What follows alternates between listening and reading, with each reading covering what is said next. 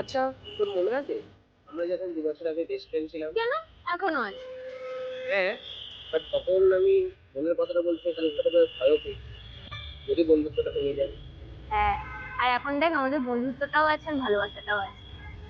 তাহলে এই ভয় পাওয়ার কারণটা কি আজও দেখি? দেখ, ভয় পাওয়াটা স্বাভাবিক, কারণ বন্ধুত্বে একটা স্বাধীনতা থাকে আর কোনো এক্সপেকটেশনও থাকে না। কিন্তু প্রেমে ওই স্বাধীনতাটা থাকে, সঙ্গে অনেক কর্তব্যও চলে আসে আর এক্সপেকটেশন অনেক থাকে। কিন্তু দেখ, প্রেম মানুষকে অনেকটা ম্যাচিওর করে।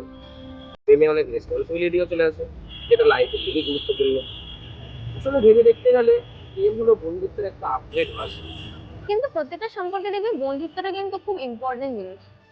বন্ধুত্বটা আসলে কি বলতো, যখন সম্পর্কের কঠিন সময়গুলো, তোরা যখন ঝগড়াঝাটি মান অভিমান এসব আছে, এইসব সময় কিন্তু বন্ধুত্বটাই কাজে লাগে। দেখিস না এই শাহরুখ খানের সিনেমা প্যার দোস্তি হ্যায়।